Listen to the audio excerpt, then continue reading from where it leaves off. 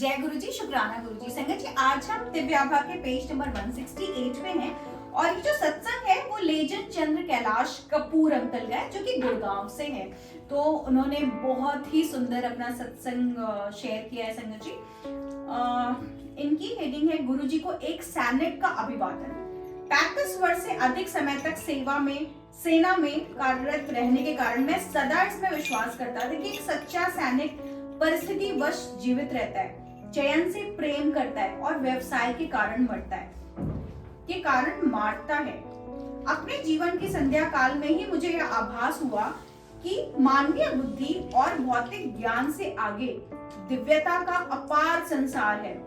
आध्यात्मिकता के इन नए किंतु रोचक क्षेत्रों का अनुभव मेरे लिए एक सुदूर स्वप्न था, पर मार्च 1999 के द्वितीय अर्ध में मेरे जीवन का पूरा मार्ग बदल चुका था। गुरुजी के चरण कमलों में मेरे घर से कुछ ही दूरी पर हिमालय की गुफाओं में घोर तपस्या किए बिना ही मुझे अकल्पनीय दिव्यता का स्वरूप प्राप्त हुआ। मैंने गुरुजी के बारे में अपने एक घनिष्ठ मित्र लेजन काहलों से सुना था। गुरुजी की दया से उनकी पत्नी का गठिया रोग समाप्त हो गया था। आश्चर्यजनक रूप से आदि शक्ति श्री गुरुजी का आशीर्वाद प्राप्त करने का सौभाग्य मुझे 4-5 वर्ष के उपरांत ही प्राप्त हुआ। सेना के ही एक अधिकारी मार्च 1999 के अंत में मुझे गुरुजी के पास ले गए। तब से मेरे जीवन के अनेक क्षेत्रों में परिवर्तन आया है। गुरुजी के प्रथम दर्शन के पश्चात मेरा परिवार तेजोमय गुरुजी के संरक्षण में भाग्यवान रहा है।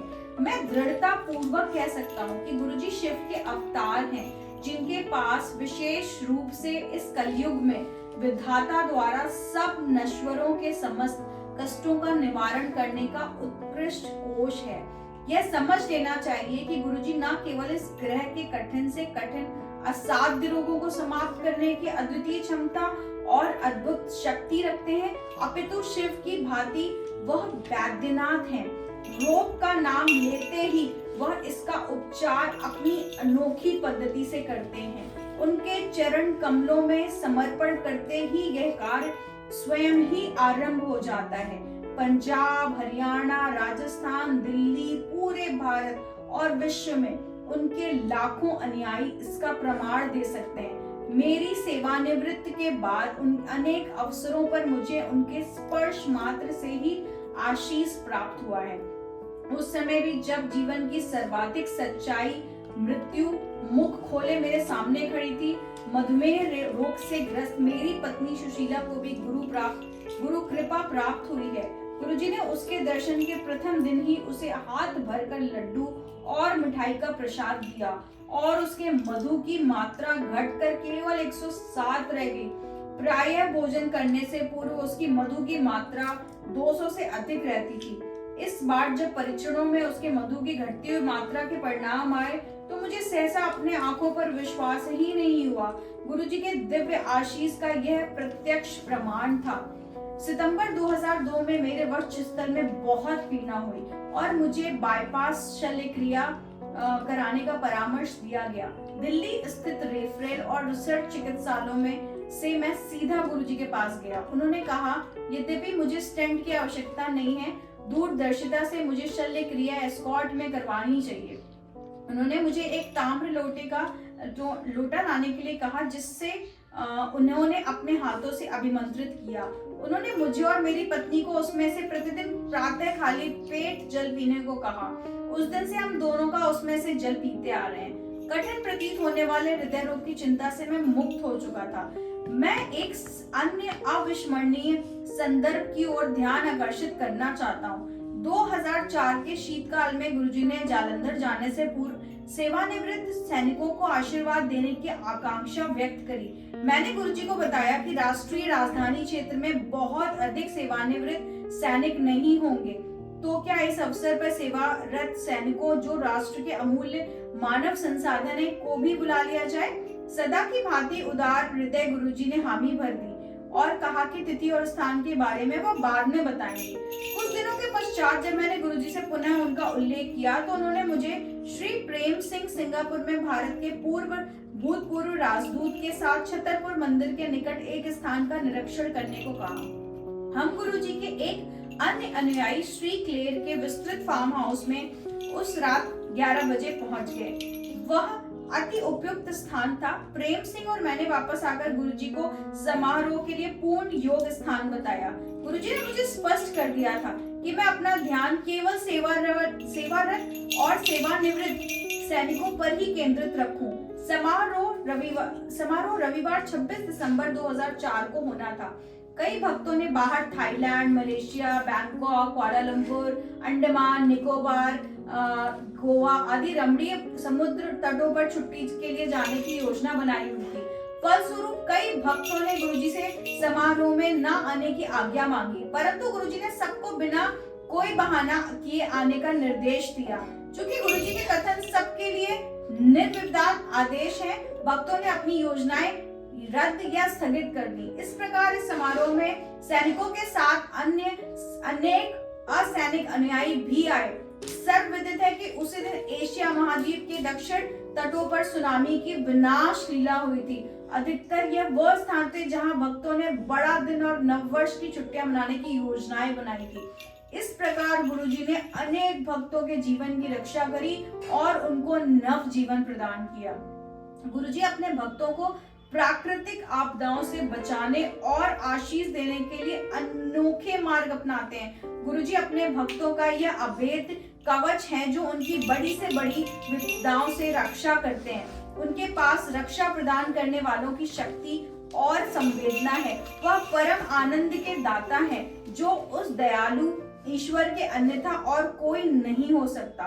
एक दिन रात्रि को 2 बजे के आसपास जब कुछ अनुयायियों के समक्ष मैंने उनसे जाने की आज्ञा मांगी तो उन्होंने मुझसे प्रश्न किया कि मुझे ईश्वर और धर्म के बारे में क्या पता है। जब मैंने उत्तर को उनको संतुष्ट नहीं कर पाया तो वो जोर से हंसे और मुझे जनरल साहब संबोधित करते हुए बोले, यदि मुझे धर्म के बारे में नहीं पता तो चिंता ना करूं।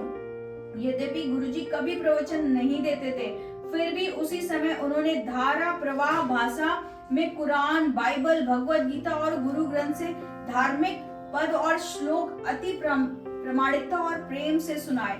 उनके मुख से शब्दों का उच्चारण ऐसी शुद्धता और पवित्रता से हो रहा था जैसे गंगा अपने स्रोत शिव की जटाओं से प्रवाहित होती है। हम सब अति नम्रता और शांति से विस्मित खड़े थे। समाप्त करने के थोड़ी देर के पश्चात गुरुजी ने प्रश्न किया कि अपने आध्यात्मिक ज्ञान के असीमित कोश से जो उन्होंने अभी बांटा है उससे हम सब क्या समझे। जब हमने अपने कंधे हिलाते हुए अपनी बेबसी प्रकट करी तो वह पुनः हंसे और धीरे धीरे उन्होंने प्रभावपूर्ण ढंग से बल देते हुए 3 स्वर्णिम दिव्य मंत्र दिए जो आनंद में आध्यात्मिक जीवन व्यतीत करने के प्रयास में हमारे पथ प्रदर्शक और आस्था के सूचक बन गए हैं। उनके प्रवचन का सार 3 नियमों पर केंद्रित था जिन्हें मानव धर्म का आधार कहा जा सकता है। उन्होंने कहा, यह सब धर्म एक है, सब भगवान एक है, सब धर्म प्रेम, दया और मनुष्यों के प्रति सेवा भाव का उपदेश देते हैं। जाति, रंग, भेद, धर्म, निष्ठा आदि का ध्यान रखते हुए हर समय हर स्थान पर सबकी सहायता करो। यदि किसी कारणवश ऐसा नहीं कर पाओ तो उसकी हानि भी नहीं करो। इस भौतिक संसार की माया, वाह, आमोद, प्रमोद, स्वप्न और इच्छाओं से अपने आप को मुक्त करो। प्रतिदिन अपने व्यस्त कार्यक्रमों में से थोड़ा सा समय निकालकर समाधि में बैठकर जीवन में निपुणता प्राप्त करने के लिए और आध्यात्मिक मार्ग पर अग्रसर होने के लिए ध्यान करो। सारांश में उन्होंने सुझाव दिया कि अपना कुछ ध्यान, ऊर्जा और समय उस दिव्य परमात्मा को प्राप्त करने के लिए उसकी ओर केंद्रित करो। उस रात मुझे अपने जीवन का सबसे बड़ा पाठ मिला और मानवता की सेवा ही प्रभु की सेवा है उक्ति में मेरे विश्वास को और बल मिला। 2005 में एक दिन जब मैं DLF गुड़गांव में अपनी पत्नी के साथ प्रातः भ्रमण के लिए निकला था तो एक मदहोश सांड ने मेरे वक्षस्थल पर अपने सींग मार दिए। मैं कुछ घंटे वहां बेहोश रहा। जब मेरी चेतना लौटी तो मैं रेफरल और रिसर्च चिकित्सालय के गहन सेवा केंद्र में लेटा हुआ था। मेरी पत्नी और कुछ संबंधी मेरी शैया के किनारे थे। मुझे लगा कि मेरा अंतिम समय आ गया है। शाम को मेरी पत्नी और बेटी गुरुजी के पास गए। पूरा संदर्भ सुनकर और कुछ समय तक चुप रहने के बाद उन्होंने मेरी पत्नी को प्रसाद दिया और मैंने अगले दिन चिकित्सालय में खाया। फिर मेरी पत्नी ने मुझे गुरुजी का चित्र देकर उसे तकिए के नीचे रख दिया। अर्ध चेतना अवस्था में रहते हुए बीच बीच में जब भी मुझे होश आता तो मैं गुरुजी को याद करता रहता था। उन्हीं की कृपा से मुझे शीघ्र ही घर जाकर 2 सप्ताह तक पूर्ण विश्राम करने की आज्ञा मिल गई। परंतु उसी दिन शाम को जब मैं गुरुजी के पास चला गया, उन्होंने मुझे आशीर्वाद दिया और बोले, जनरल कपूर, न्यू लाइफ, गो। घर लौटते हुए मैंने अपनी पत्नी को कहा कि गुरु कृपा से मुझे कुछ नहीं होगा। इस घटना का वर्णन करते हुए मुझे एक अन्य प्रसंग याद आ रहा है। जब मार्च 1999 में मैंने पहली बार उनके दर्शन किए थे, बैठने के कुछ ही देर के बाद उन्होंने मुझे अपने पास बुलाया और प्रश्न किया, मैं उनके बारे में कब से जानता हूँ। मैंने उत्तर दिया 1995 से। उन्होंने शरारती मुस्कान देते हुए पूछा कि मैं उस समय क्यों नहीं आया। मैं निरुत्तर था और मुझे कुछ कहना सूझ नहीं रहा था। गुरुजी ने जब चमकती आंखों से मेरी ओर देखा तो मैं बोला कि यही मेरी नियति रही होगी। गुरुजी फिर बोले कि यदि मैं उस समय आया होता तो संभवतः मुझे अधिक लाभ अवश्य मिलता, किंतु जीवन की इस अवस्था में वह समय उचित नहीं था। मुझे पाठ मिला कि गुरु कृपा उचित समय आने पर ही मिल सकती है, जो हमारे पूर्व और वर्तमान जन्मों के कर्मों पर निर्भर करता है। उनके पास आकर देवत्व के द्वार खुल जाते हैं। एक दिन दिसंबर 2005 में संगत के पश्चात में गंभीर रूप से बीमार हो गया और शव स्नातक ज्वर होने की अवस्था में मुझे आरआर चिकित्सालय ले जाया गया। मेरे सिर और पूरे शरीर में अति तीव्र वेदना हो रही थी। ज्वर 104 डिग्री तक पहुंच चुका था और किसी भी प्रकार की औषधियों से उतरने का नाम नहीं ले रहा था। यद्यपि चिकित्सालय के उप कमांडेंट मेरे मित्र थे और मेरा वहां के गहन सेवा केंद्र में बहुत ध्यान रखा जा रहा था। यह ज्वर अजय शत्रु सिद्ध हो रहा था। एक बार मैंने गुरुजी से, जो मुझे सदा विपत्तियों और वेदना से मुक्त करते आए हैं, विनती करी। मुझे याद है कि चिकित्सालय में जब मैं उस ज्वर से लाभान्वित हो रहा था, रक्षा विभाग के कुछ अधिकारियों और अनुयायियों ने गुरुजी के कहने पर उनको गुड़गांव में सम्मानित करने के लिए दिसंबर 2005 के एक रविवार को समारोह का आयोजन किया। सैनिक चिकित्सालय में एक निमोनिया के लाभान्वित होते हुए रोगी को, जिसका जीवन रक्षक यंत्रों के माध्यम से उपचार हो रहा हो, बाहर निकलना अत्यंत कठिन है। क्योंकि मैं गुरुजी के दर्शन करने को उत्सुक था, मैंने चिकित्सकों से जिद्दी बच्चों के भांति समारोह में कुछ घंटों के लिए बाहर जाने के लिए विनती करी और समारोह के उपरांत वापस आने का वचन दिया। मेरे आश्चर्य का ठिकाना नहीं रहा जब मुझे संपूर्ण संगत की ओर से गुरुजी को पुष्पमाला पहनाने को कहा गया। उसके बाद मैं उनके प्रेम में डूब चुका था। जब गुरुजी ने मुझे अपने ग्लास से पीने के लिए नारियल का जल दिया, मैं अपने को संभाल नहीं पाया और मेरी आंखों से अश्रुधारा बह निकली। मैंने उस ग्लास को अपने मस्तक से स्पर्श किया और उसका पूरा जल जो गुरुजी पी रहे थे, मैं पी गया। मैंने अपनी प्यासी आत्मा की अत्यंत प्यास बुझा दी। इससे पहले मैंने कभी भी उस जल से स्वादिष्ट कुछ भी नहीं चख रखा था। मेरे लिए वह उनके अपार स्नेह का अमृत था। सम्मान स्वरूप मैं उनको केवल भाव विवल मनोभावों का हार भेंट कर सकता था। कहने की आवश्यकता ही नहीं है कि मैं आशा से कहीं अधिक शीघ्रता से स्वस्थ हुआ और अपने सब कार्य समान रूप से करने लगा। इन सब चमत्कारों ने सिद्ध कर दिया है कि गुरुजी एकमात्र परम सत्य हैं। वह अपने अनुयायियों से केवल संपूर्ण समर्पण की आशा करते हैं। संपूर्ण समर्पण का अर्थ संपूर्ण निवारण और असंपूर्ण समर्पण का अर्थ असंपूर्ण निवारण। गुरुजी ने मेरी पुत्रियों पूजा और आरती को भी आशीर्वाद दिया है। उन्होंने मेरी बड़ी बेटी पूजा के लिए एक सुयोग्य वर भी बताया था, जिससे विवाह कर वह सुखपूर्वक जीवन व्यतीत कर रही है। उन्होंने मेरी पत्नी को अमेरिका घूमकर आने को कहा, यद्यपि वह उस समय मात्र स्वप्न था। हमने कहा कि आरती तो घाना में है, किंतु उन्होंने जोर डाला कि हम अमेरिका यात्रा पर जाएं। कुछ ही दिनों में आरती ने फोन पर बताया कि वो गर्भवती है और वह सब शीघ्र ही न्यूयॉर्क जा रहे हैं, जहां उसके पति को एक नया काम मिल गया है। बिना किसी हिचकिचाहट के मैं उनको वहां जाने के को कहा और यह भी बताया कि उसकी मां समय पर पहुंच जाएगी। गुरुजी के आशीर्वाद से हम 3 बार अमेरिका गए और वहां पर अत्यंत मनोरम समय व्यतीत किया। अपनी पहली अमेरिका यात्रा पर अकस्मात मेरी पत्नी को मधुमेह के कारण चिकित्सालय में प्रविष्ट करना पड़ा था। मैं अपनी पत्नी को शीघ्र स्वस्थ करने के लिए गुरुजी से विनती करने गया। मेरी बात सुनकर उन्होंने मुस्कुराकर मुझे चिंता मुक्त करने को कहा और यह भी बताया कि वो शीघ्र ही घर आ जाएंगी। उनकी दया से 2 दिन के पश्चात ही वो घर आ गई। गुरुजी की पवित्र अनुकंपा से अंधे देख सकते हैं, लंगड़े नृत्य कर सकते हैं, बांझ को संतान हो सकती है, मानसिक और शारीरिक रोगियों की मुस्कान लौट आती है और वह पुनः जीवन का आनंद उठाना आरंभ कर देते हैं। उन्होंने अपने अनुयायियों को एड्स, कैंसर और हृदय के रोगों से मुक्त किया है। चिकित्सालयों में जीवन रक्षा उपकरण पर रह रहे रोगियों को नव जीवन प्राप्त हुआ है। इस कलयुग में शिव अवतार के अन्यथा कोई और शक्ति सादी सी चाय और लंगर के रूप में प्रसाद से अपने भक्तों का भला नहीं कर सकती है। उनके भक्त अत्यंत विश्वास से अपनी समस्त चिंताओं से मुक्त होने के लिए यह प्रसाद संगत में ग्रहण करते हैं और सत्संग सुनते हैं। मेरे जैसे सैनिक के लिए पीड़ित, विकलांग, जरूरतमंद, वंचित और योग्य परंतु अक्षम, विलक्षण किंतु भयभीत की सहायता का ब्रह्मास्त्र उनको गुरुजी के मंदिर का द्वार दिखाना है। निर्वाण की निर्मल, स्वच्छ और दिव्य आशीर्वाद की तरंगे गुरुजी के चरण कमलों से परम शांति के अथाह सागर, धीरता, आनंद और ज्ञान के दीपक की नदी का रूप लेकर प्रवाहित होती है।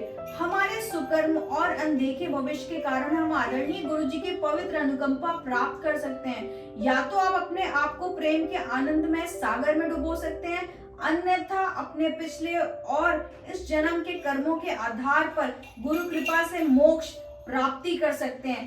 केवल पूर्ण आत्मसमर्पण करने मात्र से इस विशाल सागर में डुबकी लगाकर प्रत्येक जन्म में गुरुजी की छत्र छाया का अनुभव कर सकते हैं। आज मेरा पूरा संसार गुरुजी के इर्द गिर्द ही घूमता है, जो न केवल परमात्मा है अपितु मोक्ष प्राप्ति के मार्ग में समस्त बाधाओं को दूर करने वाले अभिभावक हैं। मेरे जैसे नश्वर के लिए उनकी स्फूर्तिदायक सुगंध और उनकी उपस्थिति प्रेरणा के स्रोत हैं। पूजनीय गुरुजी सर्वशक्तिशाली, सर्वज्ञाता और सर्वत्र विद्यमान है। उन्हें अपने सब भक्तों के भूत, वर्तमान और भविष्य का ज्ञान है। वह परमात्मा की भांति अपने समस्त अनुयायियों की धार्मिक उन्नति और दिव्य आनंद की प्राप्ति में सहायता करते हैं। उनकी महिमा उन्हीं के लिए होती है जो उसमें विश्वास रखते हैं।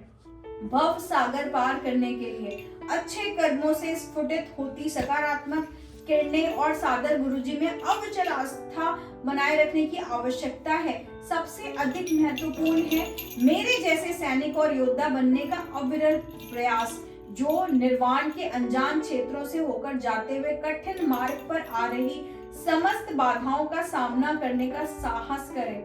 अत्यंत नम्रता से मैं परम पूजनीय आदरणीय गुरुजी के चरण कमलों में नमन और उनका अभिवादन करता हूँ। जय गुरुजी, शुक्राना गुरुजी।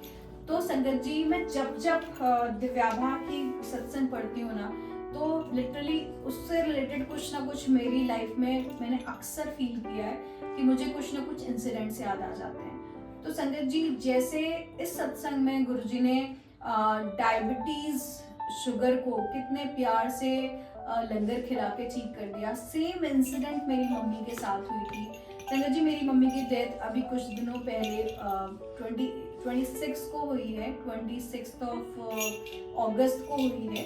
तो उसके 2 साल पहले से as far as I remember मेरी मम्मी को 25-30 साल से शुगर की बीमारी थी और मम्मी का शुगर बहुत ज्यादा रहता था। मतलब नॉर्मल शुगर अगर आप बात करो, फास्टिंग की बात करो तो 300 क्रॉस रहता था। तो आज से 2 साल पहले जब हम गुरुजी के शरण में गए, तो गुरुजी के जो पहली बार जब मैं मम्मी को लेकर के गई थी बड़े मंदिर, तो मम्मी की तबीयत बहुत ज्यादा खराब थी। तो उस समय मम्मी का जो शुगर था 460 क्रॉस था। आप सोचो, मतलब बहुत ही वर्स्ट कंडीशन चल रही थी उनकी हेल्थ कंडीशन। और बहुत ही बुरी कंडीशन में थी और डॉक्टर्स ने उस समय उनको कुछ कैंसर वगैरह का भी डाउट किया था।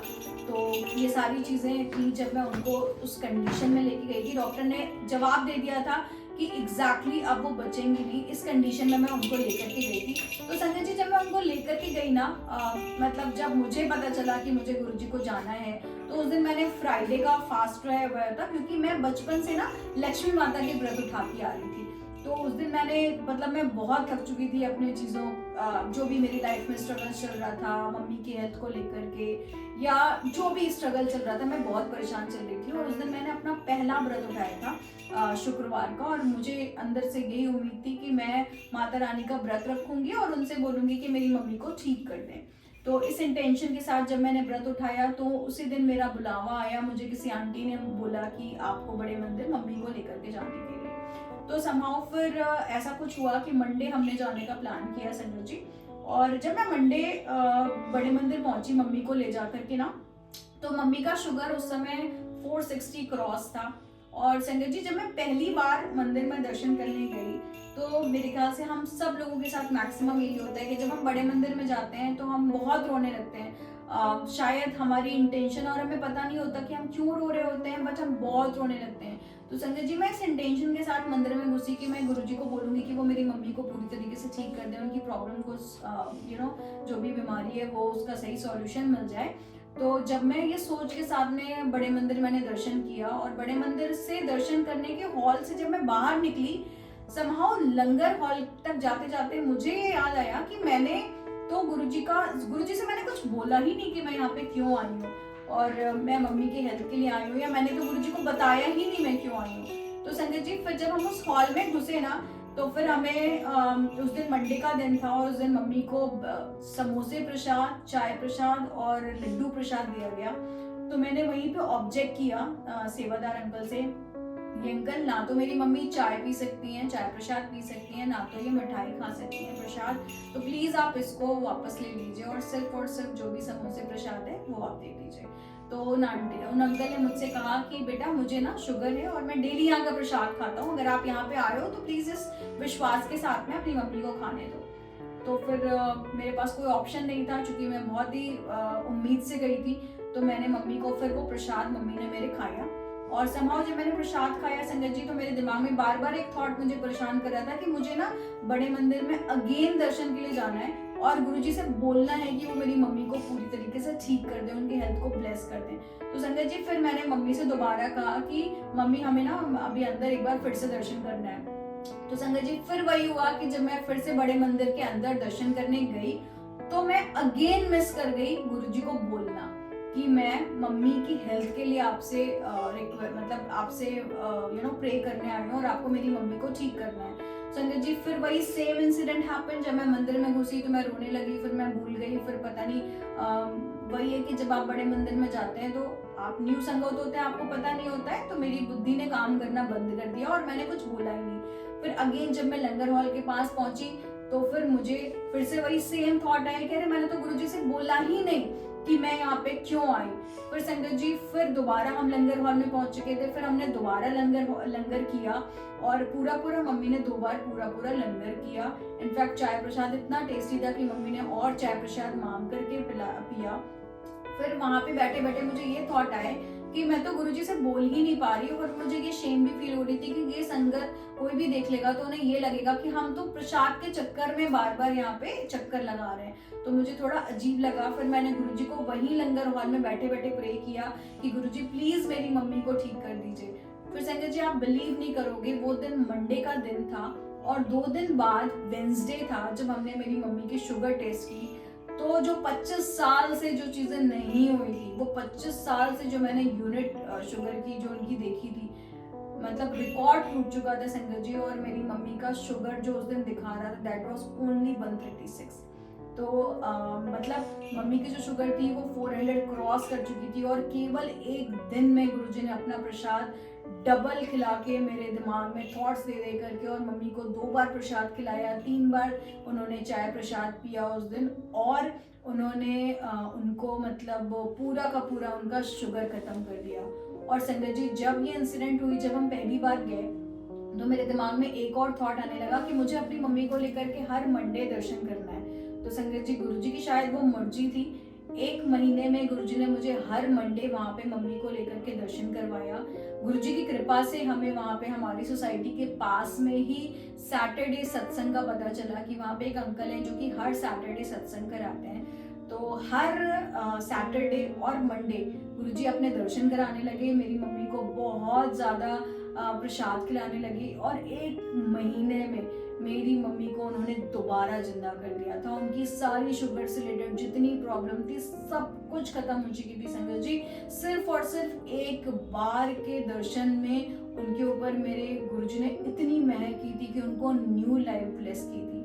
तो संगत जी, हमारे गुरुजी के प्रसाद में बहुत ज़्यादा ब्लेसिंग होती है। मतलब जो रिपोर्ट मैंने 25-30 साल से मुझे याद ही नहीं था कि मेरी मम्मी का कभी कोई शुगर था और वो डाउन हुआ था, वो सिर्फ और सिर्फ 1 दिन के प्रसाद में गुरुजी ने उनका शुगर खत्म कर दिया था संगत जी। उसके बाद से मेरी मम्मी ने शायद भर भर के मिठाइयाँ खाना शुरू कर दिया था और गुरुजी हमारे घर में आ गए थे और गुरुजी को मेरी माँ मिठाई चढ़ाती थी और खा लिया करती थी कि उनको किसी चीज का डर ही नहीं रह गया। तो उन्होंने अपनी पूरी लाइफ समर्पित कर दी थी कि अब जो करना है ये है ना, ये देख लेंगे। तो इतने प्यारे हमारे गुरुजी हैं कि अगर आप एक्चुअली उनको समर्पण की भावना से एक्सेप्ट करते हो तो आपकी लाइफ की सारी प्रॉब्लम्स वो खुद ब खुद सारी चीजें देख लेते हैं। जय गुरु जी, शुक्राना।